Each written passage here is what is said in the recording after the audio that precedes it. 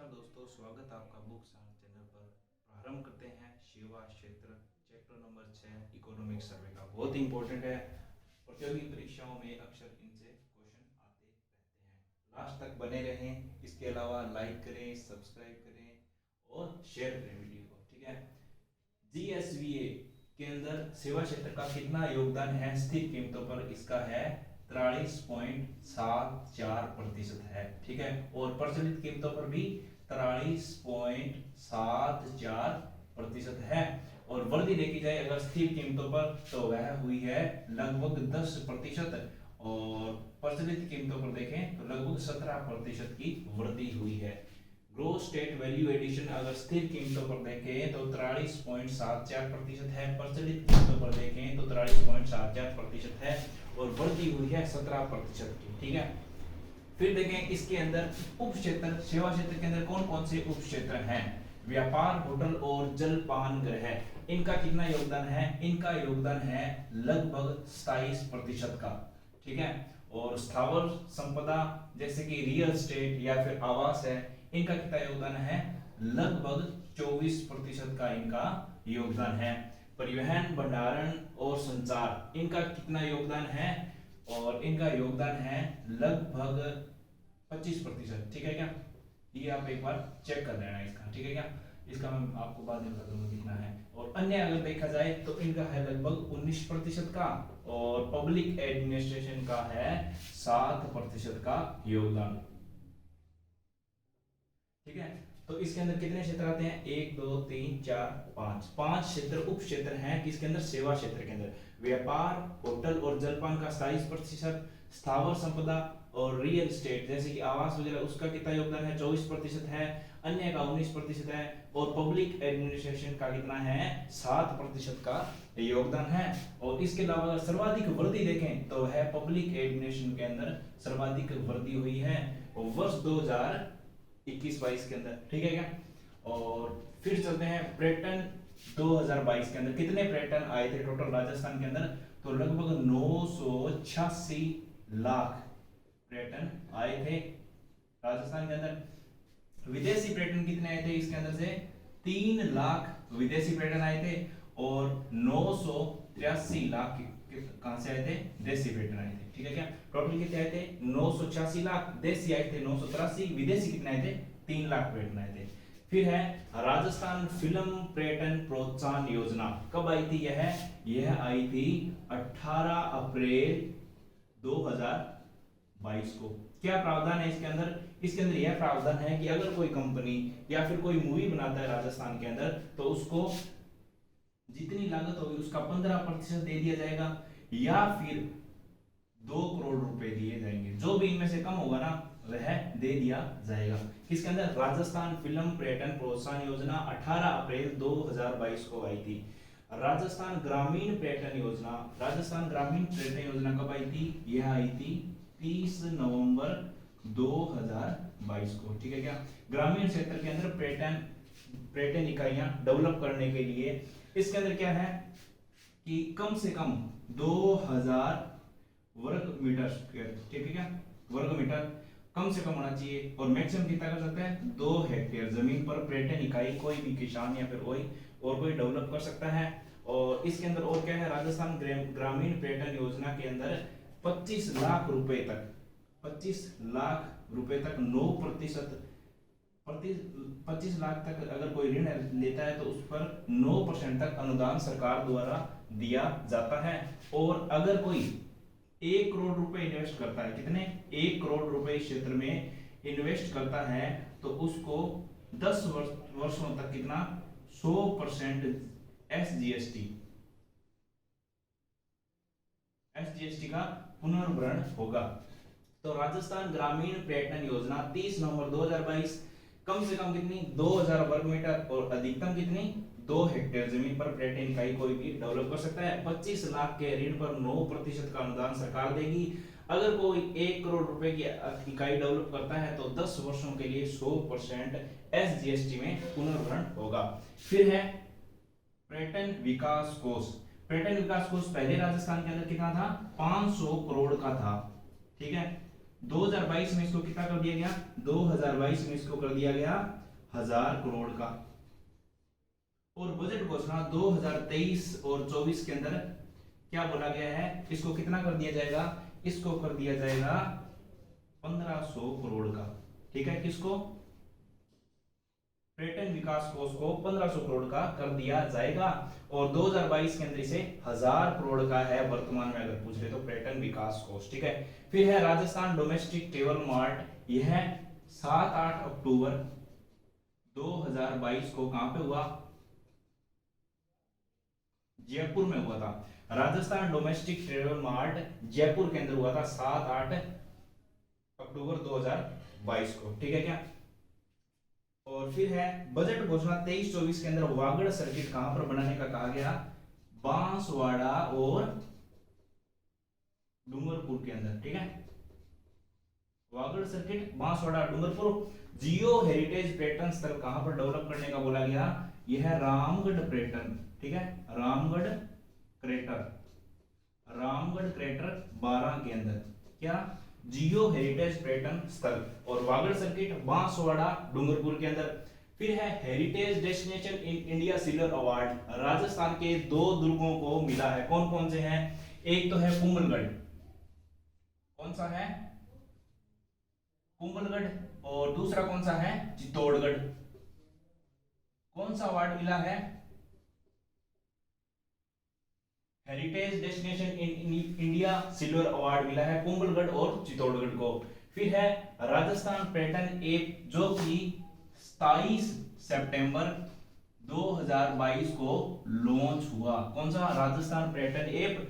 और राजस्थान इसके अंदर दूसरा राज्य है जिसने पर्यटन ऐप लॉन्च किया। इससे पहले प्रथम कौन है, केरल है जिसने की पर्यटन ऐप लॉन्च किया है। तो राजस्थान पर्यटन ऐप 27 सितंबर 2022 को। 27 सितंबर को क्यों किया, क्योंकि 27 सितंबर को राजस्थान के अंदर पर्यटन दिवस मनाया जाता है। फिर है राजस्थान पर्यटन नीति, राजस्थान पर्यटन नीति कब आई, यह आई 9 सितंबर 2022 को राजस्थान पर्यटन नीति आई। पर्यटन ऐप कब हुआ, 27 सितंबर को, और राजस्थान पर्यटन नीति 9 सितंबर 2022 को लॉन्च हुई। फिर है मुख्यमंत्री पर्यटन उद्योग संबल योजना, वही 25 लाख रुपए, अगर इसके अंदर 25 लाख रुपए मिलेंगे और अगर 25 लाख पर 9% अनुदान है राजस्थान सरकार देगी। और यह कब आई, यह आई 21 सितंबर, नहीं 22 सितंबर को आई थी, सॉरी 22 सितंबर 2021 को। कौन सी, मुख्यमंत्री पर्यटन उद्योग संबल योजना। ठीक है, फिर है गेस्ट हाउस योजना, यह 16 अप्रैल 2021 को आई। और पेइंग गेस्ट योजना कब आई थी, यह 21 अक्टूबर 2021 को आई पेइंग गेस्ट योजना। तो गेस्ट हाउस योजना 16 अप्रैल 2021 को, पेइंग गेस्ट योजना 21 अक्टूबर 2021। तो मतलब दोनों योजना कब आई, 2021 के अंदर। और राजस्थान पर्यटन नीति 9 सितंबर 2022 को, राजस्थान पर्यटन ऐप 27 सितंबर को, और मुख्यमंत्री पर्यटन उद्योग संबल योजना कब आई थी, 22 सितंबर 2021 को आई थी। फिर है मीरा स्मारक, मीरा स्मारक कहां पर बनेगा, दूधागढ़, दूधागढ़ कहां पर है, मेड़ता के अंदर। तो मीरा स्मारक दूधागढ़ मेड़ता के अंदर बनेगा। और राजकीय संग्रहालय कहां बनेगा मीरा का, यह बनेगा भरतपुर के अंदर। कहां पर बनेगा, भरतपुर में राजकीय संग्रहालय। फिर है वरिष्ठ नागरिक तीर्थ यात्रा योजना, किसके द्वारा संचालित है, यह है देवस्थान विभाग द्वारा संचालित है। और पहले इसके अंदर था कि 20,000 बुजुर्गों को विभिन्न मतलब तीर्थ स्थल है वहां पर लेके जाया जाएगा। लेकिन बजट घोषणा 23-24 के अंदर इसके अंदर कितनी संख्या कर दी गई है, इसके अंदर 40,000 संख्या कर दी गई है। और कहां कहां पर लेके जाएंगे, एक तो है रामेश्वरम तमिलनाडु के अंदर, ठीक है। फिर है जगन्नाथपुरी ओडिशा के अंदर। और इसके अलावा हवाई जहाज से यात्रा इनको बुजुर्गों कहां करवाई जाएगी, पशुपतिनाथ पशुपतिनाथ मंदिर नेपाल के अंदर, ठीक है, ये 40,000 के अंदर ही है। 36,000 को तो रेल द्वारा रामेश्वरम और जगन्नाथपुरी की यात्रा कराई जाएगी। और पशुपति नेपाल वालों कितने होंगे, इनकी संख्या होगी 4,000 बुजुर्गों को करवाई जाएगी। तो वरिष्ठ नागरिक तीर्थ यात्रा योजना 40,000 वरिष्ठ नागरिकों को करवानी है। और कहां पर, रामेश्वरम और जगन्नाथपुरी के अंदर। और बजट घोषणा के अंदर 40,000 इसके कर ही दिया है, पहले थे 20,000, ठीक है। फिर है कैलाश मानसरोवर तीर्थ यात्रा योजना के अंदर कितनी जो वित्तीय सहायता दी जाती है, 1 लाख रुपए वित्तीय सहायता दी जाती है। फिर है 100% डिजिटाइजेशन 2022 के अंदर कौन कौन से जिले रहे थे, तो 2 तो पूर्वी थे और 2 थे मुरुस्तर के। कौन कौन से, धौलपुर और दूसरा अजमेर, और मुरुस्तर वाले जैसलमेर और साथ में सिरोही, ठीक है। तो 100% डिजिटाइजेशन धौलपुर, अजमेर, जैसलमेर, सिरोही के अंदर 2022 में रहा। फिर है स्टैंड अप इंडिया योजना। स्टैंड अप इंडिया योजना भारत सरकार की योजना है। यह SC ST और महिलाओं हेतु है, ठीक है, SC ST और महिलाओं हेतु है। और इसके अंदर ग्रीन उद्योग संचालित कर सकते हैं ये लोग, और जो कि कृषि आधारित होने चाहिए। और इसके अंदर कितनी राशि दी जाती है, 10 लाख से लेकर के 1 करोड़ रुपए तक वह संचालित कर सकते हैं, और 7 वर्ष तक राशि दी जाएगी। स्टैंड अप इंडिया योजना SC ST महिला वर्ग के लिए है, 10 लाख से 1 करोड़ तक 7 वर्ष के लिए दी जाती है रुपए। और इसके अलावा जो कृषि क्षेत्र के ग्रीन उद्योग है वो इसके अंदर क्या करने हैं, स्थापित करने हैं। फिर है DBT सलाहकार बोर्ड बनाया गया है। अध्यक्ष कौन है इसके है मुख्य सचिव की अध्यक्षता में। किसकी, मुख्य सचिव की अध्यक्षता में, ठीक है। DBT सलाहकार बोर्ड बनाया गया मुख्य सचिव की अध्यक्षता में। और यह कब से संचालित है, यह 5 अक्टूबर, कब से, 5 अक्टूबर 2021 से अपना काम कर रहा है। डायरेक्ट बैंक ट्रांसफर के लिए एक क्या बना दिया, सलाहकार बोर्ड बना दिया, जिसके अध्यक्ष किसकी अध्यक्षता में बनाया गया, मुख्य सचिव की अध्यक्षता में बनाया गया। 5 अक्टूबर 2021 से संचालित है। फिर है जन सूचना पोर्टल। जन सूचना पोर्टल 13 सितंबर 2000 कब आया था, 13 सितंबर 2019 को आया था। और इसके अंदर 115 विभागों की, ठीक है, विभाग कितने हैं, 115 विभागों की 331 योजनाओं की सूचना दी जाती है। जन सूचना पोर्टल 115 विभागों की 331 योजनाओं के बारे में सूचनाएं दी जाती है। फिर है fibre to home. Fibre to home क्या है, ग्राम पंचायत स्तर पर क्या है, 5 फाइबर टू होम कनेक्शन दिए जाएंगे। कहां कहां पर दिए जाएंगे, एक तो राजकीय विद्यालय और कोई महाविद्यालय, तो और इसके अलावा कोई है, कोई ऑफिस है मान लो सरकारी, तो उसके अंदर फाइबर टू होम के 5 कनेक्शन दिए जाएंगे। फाइबर टू होम के 5 कनेक्शन ग्राम पंचायत को दिए जाएंगे, पंचायत समिति पर नहीं, ग्राम पंचायत पर, ठीक है। फिर है geographical work monitoring system. Geographical work monitoring system portal है, एक साइट है, किसके लिए है, यह है PWD के लिए, PWD के लिए, पब्लिक वर्क्स डिपार्टमेंट के लिए है कि कैसे काम चल रहा है उसकी मॉनिटरिंग हेतु GWMS एक साइट बनाई गई है। फिर है राजवीसी, ठीक है, राजवीसी के टेली प्रेजेंस रूम कितने हैं, 8 है। संभाग स्तर पर देखें तो 8 है। और VC स्टूडियो कितने हैं इसके, 600 से अधिक VC स्टूडियो बनाए गए हैं। ई मित्र प्लस मशीनें कितनी संचालित है, लगभग 9800 से अधिक ई मित्र प्लस मशीनें संचालित है। तो राजवीसी के अंदर टेली प्रेजेंस रूम 8 संचालित है संभाग स्तर पर। संभाग तो अपने साथ, लेकिन टेली प्रेजेंस रूम कितने हैं, 8 है। VC स्टूडियो कितने हैं, 600 से अधिक है। ए मित्र प्लस जो मशीनें हैं वो 9800 से प्लस है। फिर है Rajasthan state wide area network. यह भी कनेक्टिविटी के लिए है और किस स्तर पर है, यह भी ग्राम पंचायत स्तर पर है। ग्राम पंचायत स्तर पर है Rajasthan state wide area network. फिर है राज ई साइन। अपन देखते हैं ना, जाति प्रमाण पत्र हुआ, कास्ट सर्टिफिकेट हुआ, उसके मतलब साइड में नीचे की तरफ देखोगे ना इस तरफ, तो एक साइन ग्रीन कलर का ऐसे मार्क लगा होगा, तो राजस्थान ई साइन, ये काम किसको दिया गया है? एक कंपनी है प्राइवेट, राजकोंप, ठीक है, क्या नाम है? राजकोंप, इसको काम किया गया है। और इसने आगे एक मतलब कंपनी बनाई है, कौन सी? Rajasthan info service limited, Rajasthan RajComp info service limited, sorry, RajComp info service limited. किस राज ई साइन की कौन चला रहा है? इसके अंदर सहायता कौन कर रहा है? किसको काम दिया गया है? राजकोंप कंपनी को दिया गया है। फिर है ई मित्र होम सर्विस, ये कहां कहां पर संचालित है? यह ओनली जयपुर और जोधपुर में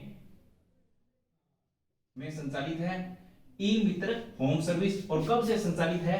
19 दिसंबर 2021 से, 19 दिसंबर 2021 से।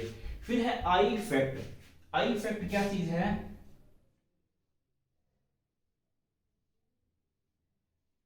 Interactive voice response system. I fact क्या है? इंटरेक्टिव वॉइस रिस्पॉन्स सिस्टम, मतलब कि कोई सरकारी विभाग कैसे काम कर रहा है, इसके लिए चेकिंग वाले क्या है, फोन करेंगे डिपार्टमेंट के अंदर, और उसके अंदर फोन करेंगे तो आगे से कैसी सहायता मिल रही है, उसको चेक करने के लिए एक आई फैक्ट है। I fact interactive voice response system है, ठीक है। फिर है भामाशाह स्टेट डेटा सेंटर, ये कहां पर है? Bhamashah state data centre Jaipur के अंदर है, Bhamashah state data centre Jaipur. फिर है राजकाज, राजकाज सरकारी कर्मचारियों के लिए एक पोर्टल है, सरकारी कर्मचारियों के लिए एक पोर्टल है राजकाज, जिसके अंदर छुट्टी हुई या फिर कोई अन्य इंफॉर्मेशन है वह सरकारी कर्मचारियों को दी जाती है। फिर है अभय सेंटर, अभय सेंटर क्या है? ये है कंट्रोल और सुरक्षा सेंटर है, ठीक है, जो कि जीपीएस प्रणाली, जीपीएस प्रणाली प्लस सीसीटीवी का यूज करते हैं, ठीक है, अभय सेंटर। और 8 संभागों पे नहीं, सॉरी 7 संभागों और साथ ही 26 जिलों में है संचालित Abhay centre, command and control centre. Abhay centre command and control centre GPS और सीसीटीवी पर आधारित है, इनका यूज करते हैं 7 संभागों 26 जिलों में संचालित है अभय सेंटर। फिर है RCAT, Rajiv Gandhi centre of advance technology, यह कब इसका उद्घाटन किया गया? इसका 20 अगस्त 2022 को जयपुर में, ठीक है, जयपुर में किया गया। इसका RCAT Rajiv Gandhi centre of advance technology 20 अगस्त 2022 जयपुर के अंदर है। राजीव गांधी फिनटेक इंस्टीट्यूट, ये कहां पर है? जोधपुर के अंदर है, राजीव गांधी फिनटेक इंस्टीट्यूट जोधपुर के अंदर है। और फिनटेक मतलब फाइनेंशियल टेक्नोलॉजी आधारित है, मतलब जैसे कि बैंक हो गया या फिर कोई वित्तीय अन्य कोई संस्था है ना, उसकी सहायता के लिए, उसके बारे में नॉलेज के लिए है राजीव गांधी फिनटेक इंस्टीट्यूट जोधपुर के अंदर है। फिर है राजस्थान जन आधार योजना, कब आई थी? यह आई थी 18 दिसंबर 2019 को, जिसमें सर्वाधिक, जिस डेट को सर्वाधिक योजना यही है, ठीक है। तो राजस्थान जन आधार योजना 18 दिसंबर 2019 को आई। इसके अलावा राशन कार्ड के रूप में इसे 5 अप्रैल 2022, पिछले साल ही 5 अप्रैल 2022 को राशन कार्ड के रूप में इसे मान्यता दे दी गई कि राशन कार्ड की जगह आप जन आधार कार्ड भी चला सकते हैं। फिर इसके अंदर व्यक्तिगत पहचान संख्या कितनी होती है? पहचान संख्या के लिए 11 अंकों की संख्या दी जाती है व्यक्तिगत के लिए। और परिवार पहचान संख्या कितनी अंकों की दी जाती है? 10 अंकों की दी जाती है। और राजस्थान जन आधार योजना का प्रशासनिक विभाग कौन सा है? ऐसे क्वेश्चन आ सकता है। आयोजना विभाग है, कौन सा है? आयोजना विभाग है। राजस्थान जन आधार योजना 18 दिसंबर 2019 राशन कार्ड के रूप में इसे मान्यता 5 अप्रैल 2022 को दी। और व्यक्तिगत पहचान संख्या 11 अंकों की है, परिवार पहचान संख्या 10 अंकों की है। प्रशासनिक विभाग है इसका आयोजना विभाग है राजस्थान जन आधार योजना का। इसके अलावा आधार कार्ड के अंदर कितने अंकों की संख्या होती है? 12 अंकों की संख्या होती है आधार कार्ड के अंदर, ठीक है। फिर है डीएसटी की स्थापना, department of science and technology की स्थापना राजस्थान के अंदर 1983 के अंदर की थी, ठीक है क्या। फिर है राज्य सुदूर संवेदन अनुप्रयोग केंद्र, यह कहां पर है, जोधपुर के अंदर है। कहां पर है, जोधपुर के अंदर है क्या, राज्य सुदूर संवेदन अनुप्रयोग केंद्र। फिर है राजस्थान फाउंडेशन। राजस्थान फाउंडेशन ये है कि राजस्थान का कोई निवासी है और वह बाहर विदेश के अंदर है, ठीक है, एनआरआई है, तो राजस्थान के हेल्प के लिए या फिर राजस्थान में कोई भी काम करवाने के लिए एक फंड दे सकता है, किसके अंदर, राजस्थान फाउंडेशन के अंदर। और इसके अध्यक्ष कौन है, सीएम साहब है, मुख्यमंत्री की अध्यक्षता में बनाया गया है राजस्थान फाउंडेशन। और इसकी एक त्रैमासिक पत्रिका जारी की जाती है, तो उसका नाम क्या है, माहीरो संदेश। माहीरो संदेश किसकी है, राजस्थान फाउंडेशन की त्रैमासिक पत्रिका है माहीरो संदेश। और राजस्थान फाउंडेशन के अध्यक्ष सीएम होते हैं और एनआरआई है वो राजस्थान की हेल्प कर सकते हैं। फिर है राजस्थान की पहली एनआरआई नीति 7 अक्टूबर 2022 को बनाई गई। 7 अक्टूबर 2022 को बनाई गई राजस्थान की पहली एनआरआई नीति। तो ये था सेवा क्षेत्र। एक बार रिवाइज कर देता हूं। सेवा क्षेत्र का ग्रोस स्टेट वैल्यू एडिशन स्थिर कीमतों पर 43.74% है और प्रचलित कीमतों पर 43.74, दोनों सेम ही है, ठीक है क्या, याद रखना, ज्यादा हार्ड नहीं है। और इसके अंदर स्थिर कीमतों पर 10% की वृद्धि हुई है और प्रचलित कीमतों पर 17% की वृद्धि हुई है। इसके अलावा मैं आपको ये देख के बताऊं ना, परिवहन भंडारण और संचार,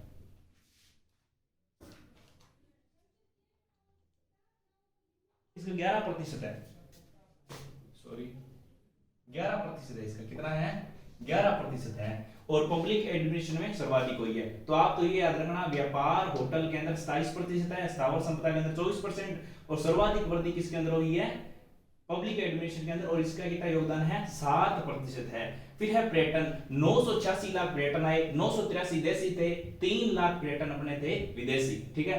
फिर राजस्थान फिल्म पर्यटन प्रोत्साहन योजना, ये कब आई, 18 अप्रैल 2022 को आई, 15%, 2 करोड़ रुपए इसके अंदर, आप याद रखना। फिर राजस्थान ग्रामीण पर्यटन योजना, एक तो आप ये याद कर लेना, ठीक है, बहुत ही इंपॉर्टेंट है। फिर पर्यटन विकास कोष कितने का है, 1500 करोड़ का कर दिया है और अभी वर्तमान में 1000 करोड़ का है। जयपुर में संचालित हुआ domestic travel mart, Vagad circuit सबको पता है कहां पर है। फिर है ये भी, हाँ ये भी इंपॉर्टेंट है, ठीक है, heritage destination India silver award Kumbhalgarh और चित्तौड़गढ़ को दिया गया। फिर है राजस्थान पर्यटन एवं, ये 27 सितंबर को आया, केरल प्रथम था, राजस्थान दूसरा था। राजस्थान पर्यटन नीति, ये इंपॉर्टेंट है, राजस्थान पर्यटन नीति 9 सितंबर 2022 को जारी हुई। राजस्थान पर्यटन नीति 9 सितंबर 2022 को जारी हुई। एक दो बार देखोगे ना वीडियो को बार बार, अपने को आपको मतलब एकदम से याद हो जाएंगी सारी डेट, ठीक है। फिर है मीना स्मारक दूधागढ़ मेड़ता के अंदर, और वरिष्ठ नागरिक तीर्थ यात्रा योजना के अंदर 20,000 पहले थे, वर्तमान में कर दिए हैं 40,000 वरिष्ठ नागरिकों को तीर्थ यात्रा करवाई जाएगी। 100% डिजिटाइजेशन कौन से जिले हैं ये आप देख लेना, ठीक है क्या। और हाँ, डीबीटी नाकार बोर्ड के अध्यक्ष कौन होते हैं, मुख्य सचिव। और फिर जन सूचना पोर्टल के अंदर 115 विभागों की 331 योजनाओं की सूचना मिलती है, ठीक है क्या। 115 विभागों की 331 योजनाओं की सूचना मिलती है। फाइबर टू होम ग्राम पंचायत स्तर पर 5 कनेक्शन दिए जाएंगे। और फिर ये पीडब्ल्यूडीए के लिए बनाया गया है जीडब्ल्यूएमएस। राजवीसी बता दिया मैंने आपको, राजस्वान ग्राम पंचायत स्तर पर है। राज ई साइन का काम राजकोंप को दिया गया है, राज ई साइन का काम राजकोंप को दिया गया है, राजकोंप कंपनी को, ठीक है। ई मित्र होम सर्विस जयपुर जोधपुर में संचालित है। आई फैक्ट आईवीआरएस, इसके अंदर क्या होगा कि कॉल करेंगे और उसकी सहायता से चेक करेंगे डिपार्टमेंट कैसा काम कर रहा है या फिर विभाग कैसा काम कर रहा है। Bhamashah state data centre Jaipur के अंदर है। राजकाज सरकारी कर्मचारियों के लिए, पूछा जा सकता है सभी के लिए क्या, नहीं, राजकाज ओनली सरकारी कर्मचारियों के लिए है।